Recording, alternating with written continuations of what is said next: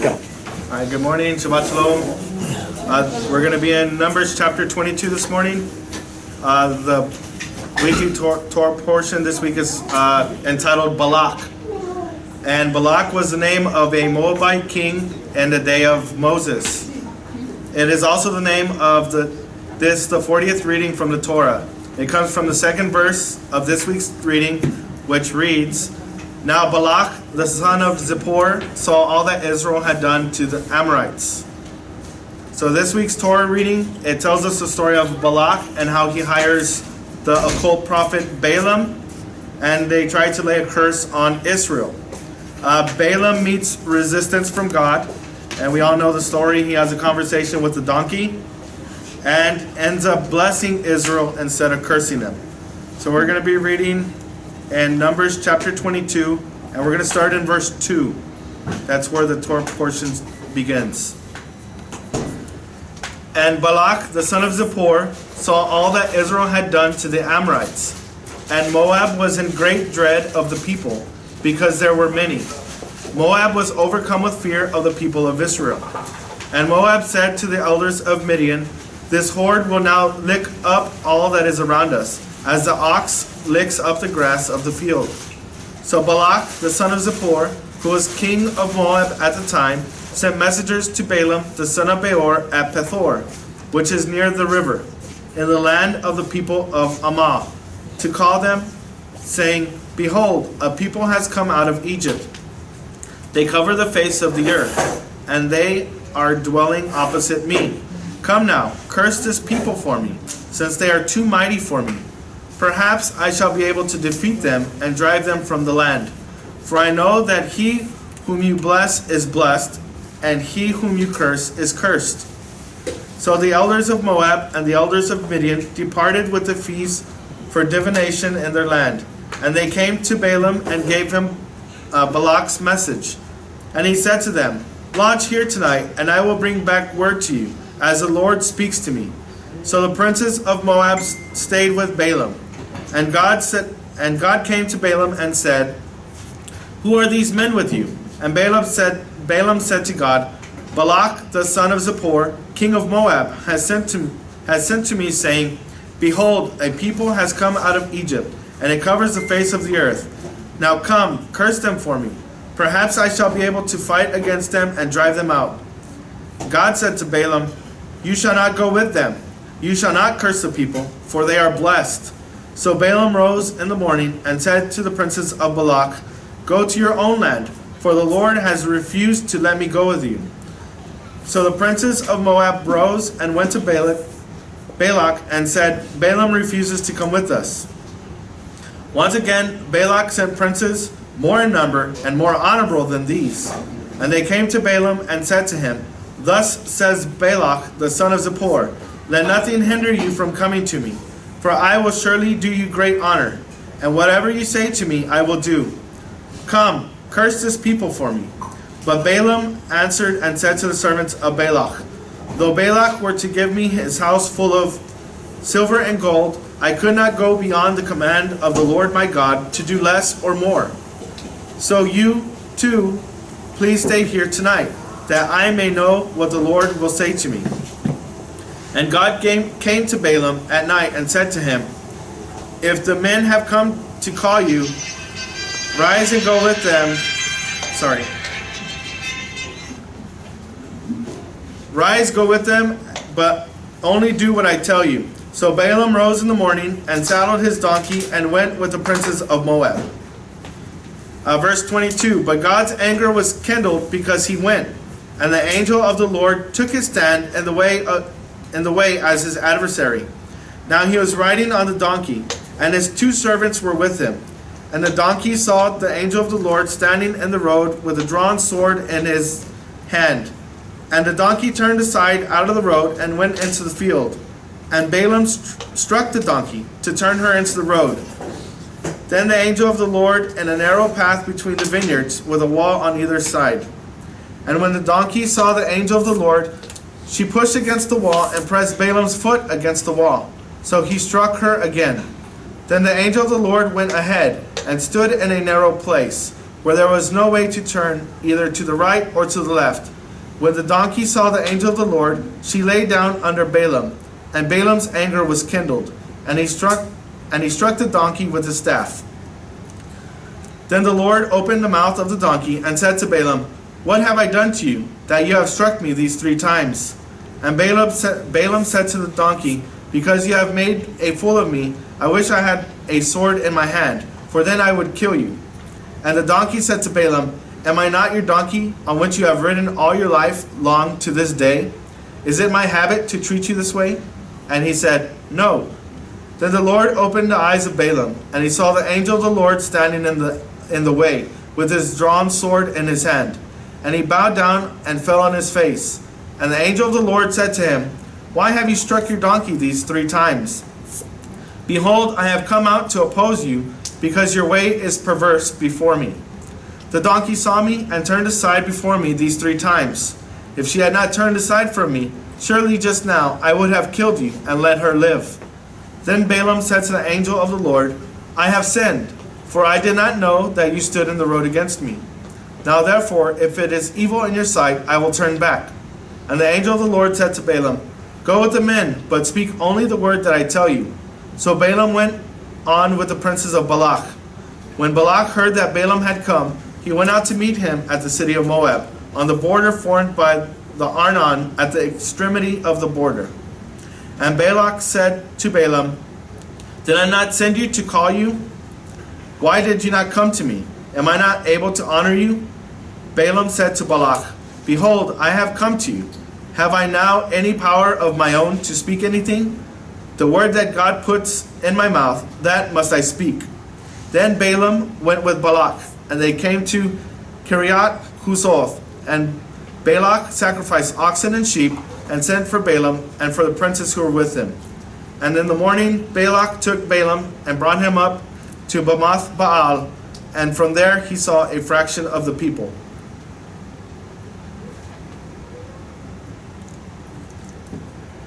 So in last week's parasha Hukat, it was recounted how Sihon, the king of Amorites, and Og, the king of Bashan, tried to prevent the Jewish people from passing through their borders to get to the promised land.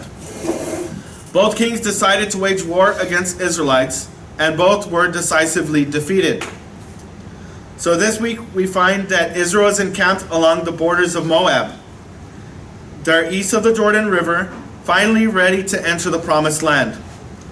When Balak, the king of Moab, considered what Israel had done to the Amorites, he sought the aid of the neighboring Midianites and sent emissaries to hire an enigmatic seer named Balaam to curse Israel so that they could that they would be defeated in the forthcoming battle. So first of all, who is Balak?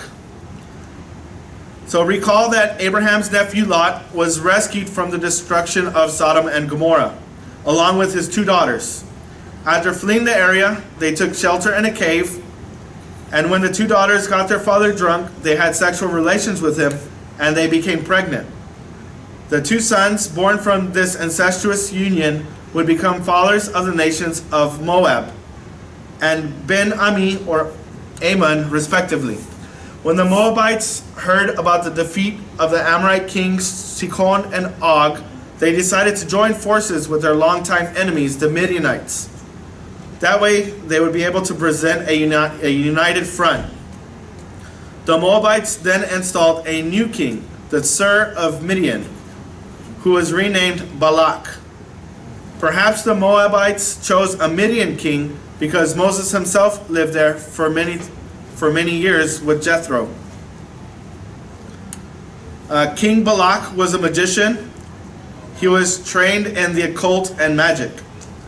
Instead of preparing for a conventional war, however, he hired the services of a renowned magician named Balaam, son of Beor, or Balaam.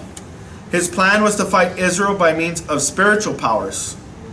Perhaps he thought that if he and Balaam combined their powers, they could defeat Israel. So who was Balaam? Balaam was the son of Beor and was from Aram. He was from ancient Mesopotamia or Syria. The place of Abraham's extended family. Similar in notoriety to the Rasha Haman in the book of Esther, Balaam is considered one of Israel's greatest foes. His name, Bilam, may mean not of the people, or a madman, or a corrupter of the people. According to Jewish tradition, Jacob's wicked uncle Laban had a son named Beor, who became the father of the Balaam. In other words, the cursing prophet Balaam was none other than the grandson of Laban, and therefore a distant relative of the Jewish people. Okay, the name Beor first appears in connection with the king of Edom in Genesis chapter 36, verse 32. This suggests that Balaam might have once been a king of the Edomites, and those are the descendants of Esau. There's also a phonetic similarity to Peor. If Beor and Peor are the same, then Balaam was actually a prophet of Baal Peor, who was a local Semitic god. Balaam was regarded as a great seer, a magician, and an adept in the occult. He had an evil eye and drew the spirit of demons to anything he gazed upon. And you can read more about that in Ava chapter 5. His notoriety made him famous and powerful people asked him to invoke curses on their enemies. The Talmud in Sanhedrin 106a states that Balaam became so famous as a magician that he later became a chief advisor to Pharaoh. It was Balaam who advised the new Pharaoh to enslave the Israelites to afflict them with brutal taskmasters. And you could read that in Exodus chapter 1, verses 8 through 11. The text here implies that Balaam had some real knowledge of the God of Israel. But why did the Lord give him the gift of prophecy? According to some of the sages, the Lord allowed him to become a prophet so that the nations could not make the claim, if God had given us a prophet as great as Moses, we would have served the Lord. Balaam is also an object lesson to all those who attempt to manipulate the Lord for the purpose of evil. He was later killed by Yehoshua when he tried once again to curse the people of Israel. King Balak sought him out because he thought, and mistakenly so, that this prophet could somehow manipulate the Lord to turn against his own people. According to the Talmud, Balaam knew the moment each day that the Lord was angry at the world. If he could curse someone at just that moment, God would be constrained to say amen to the curse. Balak dispatched a group of noblemen from both Moab and Midian to try to invite Balaam to curse the Israelites. Initially, he refused to go with them since he did not have permission from the Lord. However, after repeated delegations and a warning from the Lord, he saddled his donkey and made his way to curse God's chosen people. The willingness of Balaam to curse God's people made the Lord angry. On the way to perform his curses, delicious irony ensues. Balaam is then berated by his donkey, who saw the angel that the Lord had sent to block their way. The so-called great man could not even control his own donkey. So how could he then be effectual in cursing Israel? The Talmud states that Balaam was actually made lame when his foot was crushed against a wall as his donkey lurched the second time to avoid the angel. Nevertheless, the Lord let him proceed on his mission, but only on the condition that he would speak exactly what he commanded him to speak.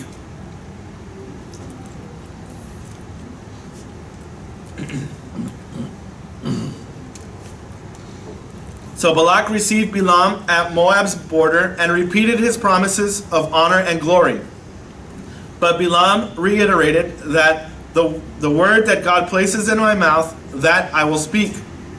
3 times, from 3 different vantage points, Balaam attempted to pronounce his curses, but each time blessings upon Israel were recited instead. The third attempt was at the summit of Peor itself, the place noted for Baal worship. The Ruach HaKodesh came upon Balaam, and he recited further blessing upon Israel, and, ironically, curses upon her enemies.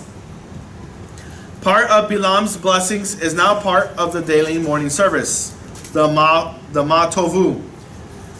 Okay, and the Ma Tovu is a mixture of verses from different places in the Tanakh. Numbers chapter 24 verse 5, which is part of this week's weekly Torah portion, and Psalms chapter 5 verse 8, Psalms 26 verse 8, Psalms 95 verse 6, and Psalms 69:14. And these are all the Hebrew verse numbers, so they might not line up. The custom is to recite Ma Tovu as you enter the synagogue, or shortly thereafter. The theme of Ma Tovu is expressing our appreciation for being able to come together and worship in a Makom Kadosh, a holy place. So it says, the Ma Tovu says, and we recited this today, "How good are your tents, Jacob, your dwelling places, Israel. As for me, through your abundant kindness, I will enter your house. I will prostrate myself toward your holy sanctuary in awe of you. O Lord, I love the house where you dwell, and the place where your glory tabernacles. I shall prostrate myself and bow. I shall kneel before the Lord, my Maker. As for me, my prayer to you, Lord, be at a favorable time. O God, in your abundant kindness, answer me with the truth of your salvation."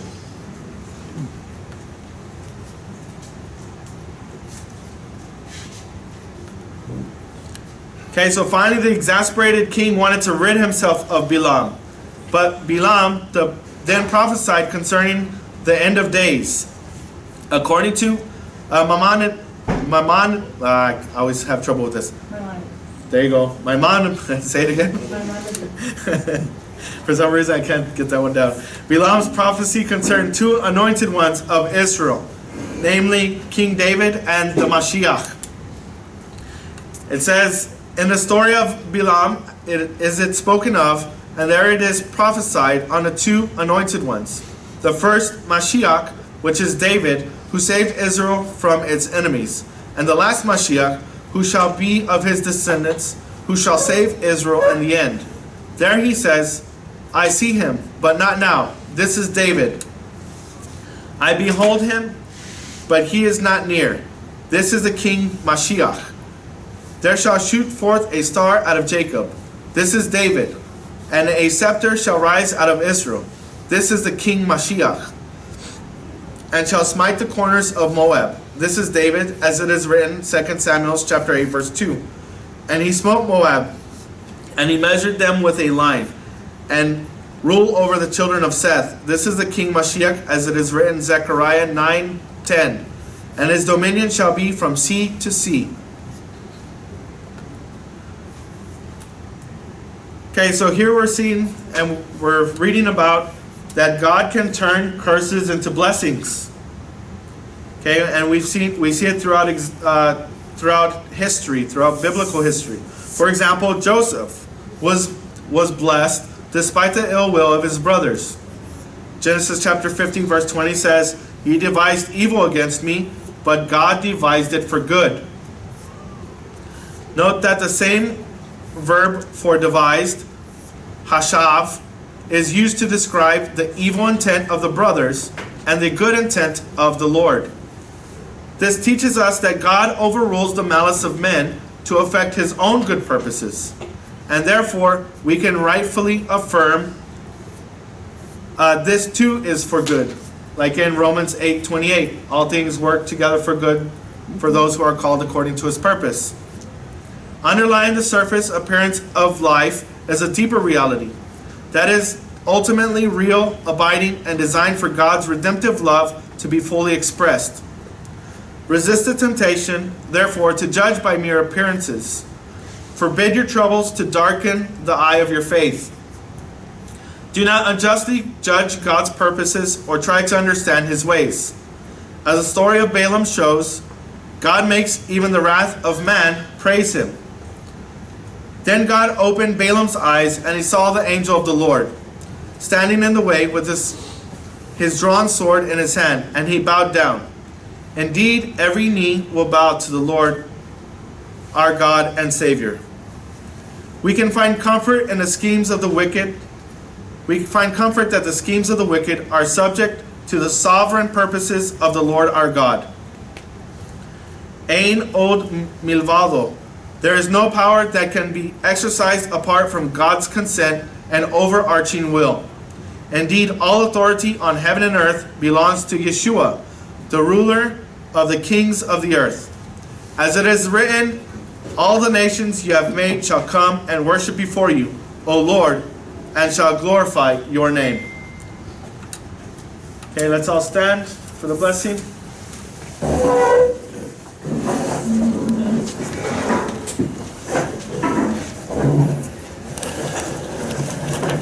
So lift our hands. Yavareha Yehovah veishmereha. Yaer Yehovah panav elecha. Yechunecha is Yehovah panav elecha. Veyasem lecha shalom. May Yehovah bless you and keep you. May Yehovah shine his face upon you and be gracious to you. May Yehovah lift up his countenance upon you and give you his peace from the Prince of Peace, Yeshua HaMashiach.